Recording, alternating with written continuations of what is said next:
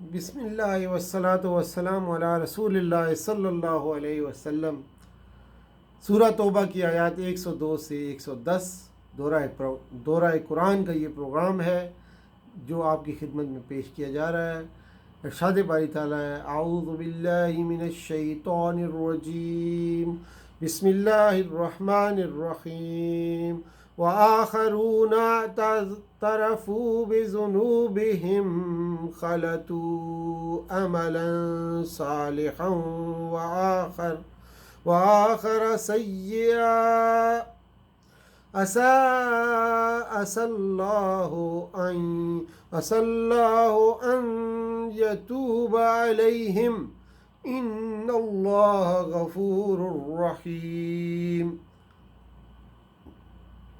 غزوہ تبوک کے لیے جب رسول اللہ صلی اللہ علیہ وآلہ وسلم کی طرف سے اعلان عام اور سب مسلمانوں کو چلنے کا حکم ہوا تو سخت گرمی کا زمانہ تھا، مسافت دور دراز کی تھی۔ اسلام کی تاریخ میں یہ پہلی جنگ تھی جو باقاعدہ بڑی حکومت کی تربیت یافتہ فوج کے ساتھ لڑی جانے والی تھی۔ اس کی وجہ سے اس حکم کے متعلق لوگوں کے حالات مختلف ہو گئے اور ان کی جماعتوں کی کئی قسمیں ہو گئیں۔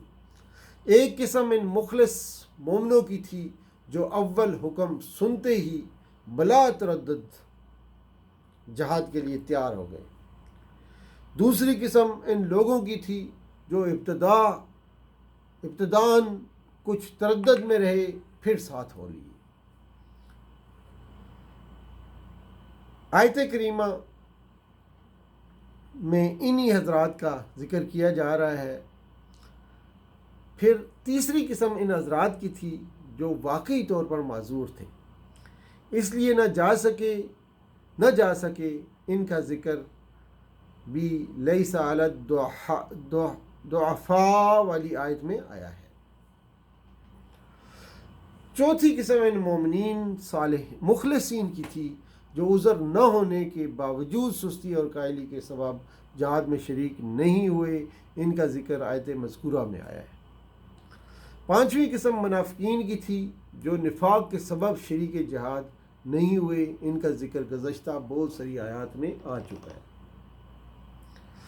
یعنی آیات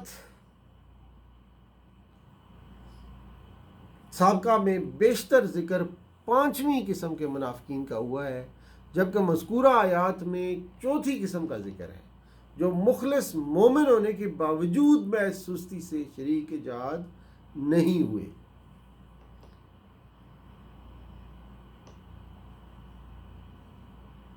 فرمایا کہ کچھ لوگ ایسے بھی ہیں جنہوں نے اپنے گناہوں کا اقرار کر لیا ہے۔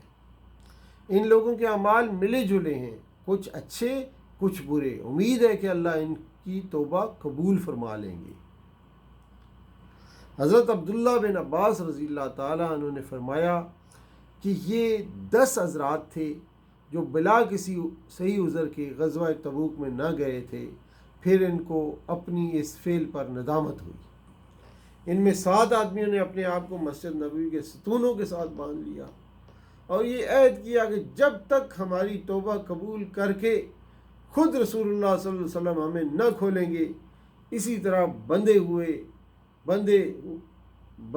ہو کر قیدی رہیں گے۔ ان حضرات میں ابو لبابہ رضی اللہ تعالیٰ عنہ کے نام پر سب روایتیں متفق ہیں، دوسرے ناموں کے بارے میں روایتیں مختلف ہیں۔ رسول اللہ صلی اللہ علیہ وسلم نے جب ان کو بندھا ہوا دیکھا اور معلوم ہوا کہ انہوں نے یہ عہد کیا ہے تو فرمایا، میں بھی قسم کھاتا ہوں کہ اس وقت تک نہ کھولوں گا جب تک اللہ مجھے ان کے کھولنے کا حکم نہ دے گا۔ اس پر آیت مذکورہ نازل ہوئیں اور رسول اللہ صلی اللہ علیہ وسلم نے ان کے کھولنے کا حکم دیا اور وہ کھول دیے گئے۔ جنہوں نے ملے جلے عمل کیے تھے، جو کچھ اچھے کچھ برے۔ کچھ اچھے عمل جیسے ان کا ایمان، ان کی نمازیں، ان کا روزے کی پابندی، اس کے جہاد سے پہلے کے غزوات، موجودہ سستی پر اعتراف کرنا اور معذرت، کچھ برے عمل جیسے بلا عذر غزوہ تبوک میں جانے سے رہ جانا اور اپنے عمل سے منافقین کی موافقت کرنا۔ تفسیر قرطبی نے لکھا ہے کہ اگرچہ یہ آیت ایک خاص جماعت کے بارے میں نازل ہوئی مگر اس کا حکم قیامت تک عام ہے ان مسلمانوں کے لیے جن کے نیک اور بد اعمال ملے جلے ہیں۔ اگر وہ اپنے گناہوں سے تائب ہو جائیں تو ان کے لیے معافی اور مغفرت کی امید ہے۔ اگر وہ اپنے گناہوں سے تائب ہو جائیں تو ان کے لیے معافی اور مغفرت کی امید موجود ہے۔ جب گزشتہ آیت سے ان کی توبہ قبول ہوئی اور ان کو کھولا گیا تو یہ لوگ اپنا مال رسول اللہ صلی اللہ علیہ وسلم کے پاس لے آئے کہ اس کو اللہ کی راہ میں خرچ کیا جائے۔ رسول اللہ صلی اللہ علیہ وسلم نے یہ فرماتے ہوئے مال لینے سے انکار کیا کہ مجھے مال لینے کا حکم نہیں ہوا ہے۔ اس پر آیت مذکورہ نازل ہوئی۔ اس پر آپ صلی اللہ علیہ وسلم نے پورے مال کے بجائے 1/3 مال کا صدقہ قبول فرما لیا، کیونکہ آیت میں اس طرف اشارہ موجود ہے کہ پورا مال نہ لیا جائے۔ آیت کریمہ سے معلوم ہوا کہ یہ اسلامی حکومت کی ذمہ داری ہے کہ لوگوں سے زکوٰۃ اور صدقات وصول کر کے اس کے مصارف پر خرچ کرے۔ پوری امت کا اس پر اتفاق ہے کہ یہ حکم صرف آپ صلی اللہ علیہ وسلم کے ساتھ مخصوص نہیں اور نہ آپ صلی اللہ علیہ وسلم کی ذات تک محدود ہے، بلکہ ہر وہ شخص جو رسول اللہ صلی اللہ علیہ وسلم کے قائم مقام مسلمانوں کا امیر ہوگا وہ اس حکم کا مخاطب اور مامور ہوگا۔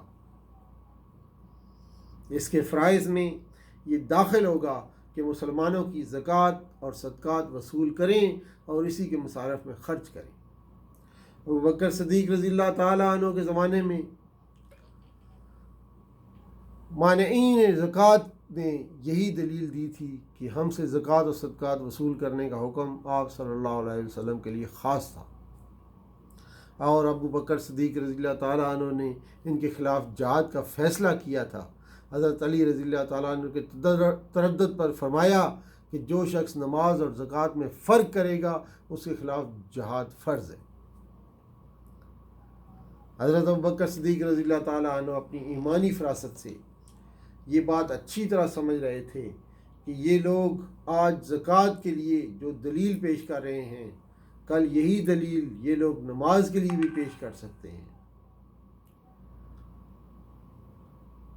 ان الفاظ سے یہ بات اچھی طرح واضح ہوتی ہے کہ زکوٰۃ اور صدقات اسلامی حکومت کا کوئی ٹیکس نہیں ہے جو عام حکومتیں نظام حکومت چلانے کے لیے وصول کرتی ہیں۔ تطہرہم و تزکیہم، تطہرہم و تزکیہم بہا کے الفاظ ہیں، بلکہ اس کا مقصد خود اصحاب مال کو گناہوں سے پاک کرنا ہے اور انہیں رسول اللہ صلی اللہ علیہ وآلہ وسلم کی دعاؤں کا مستحق بنانا ہے۔ زکوٰۃ و صدقات وصول کرنے سے 2 فائدے حاصل ہوتے ہیں۔ ایک فائدہ خود صاحب مال کا ہے کہ وہ اس کے ذریعے گناہوں سے اور مال کی حرص و محبت سے پیدا ہونے والی اخلاقی بیماریوں کے جراثیم سے پاک ہو جاتا ہے، اور دوسرا فائدہ یہ ہے کہ اس کے ذریعے سے قوم کے ضعیف عنصر کی پرورش ہوتی ہے۔ یہاں آیت میں صرف پہلا فائدہ بیان کیا گیا ہے کیونکہ زکوٰۃ اور صدقات کا یہی فائدہ مقصود ہے، دوسرا فائدہ ضمنی ہے۔ اس بات کی دلیل یہ ہے کہ پچھلی امتوں میں جو مال اللہ تعالیٰ کے لیے نکالا جاتا تھا اس کا استعمال کسی کے لیے بھی جائز نہیں تھا، بلکہ آسمان سے ایک آگ آتی اور اس کو جلا کر راکھ کر دیتی تھی، اور یہی علامت ہوتی تھی کہ صدقہ اللہ تعالیٰ نے قبول فرما لیا۔ اور جہاں یہ آسمانی آگ نہ آتی تھی تو یہ صدقہ غیر مقبول ہونے کی علامت سمجھی جاتی تھی۔ اس سے معلوم ہوا کہ زکوٰۃ و صدقات کی اصل مشروعیت کسی کی حاجت روائی کے لیے نہیں، بلکہ وہ ایک مالی حق اور عبادت ہے، جسے نماز اور روزہ وغیرہ عبادت ہیں، اسی طرح زکوٰۃ بھی عبادت ہے۔ یہ اس امت کی خصوصیت ہے کہ فی سبیل اللہ کا مال استعمال میں اس امت کے فقراء اور مساکین کے لیے جائز کر دیا گیا۔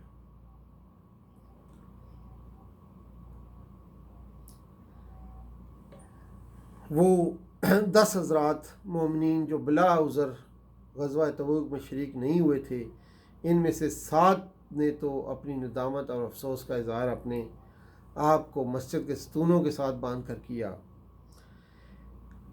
اس آیت سے باقی وہ 3 صحابہ مراد ہیں، حضرت کعب بن مالک، حضرت مرارہ بن ربیعہ اور حضرت حلال بن امیہ رضی اللہ عنہم اجمعین۔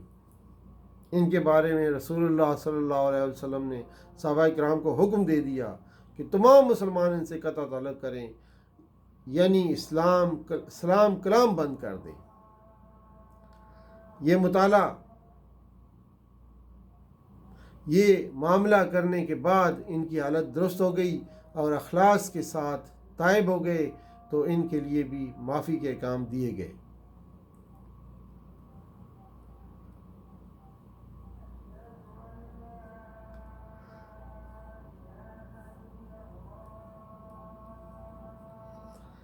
یہ تھی آج کی آیات جن پر بات ہوئی۔ وآخر دعوانا الحمدللہ رب العالمین، والسلام علیکم ورحمۃ اللہ وبرکاتہ۔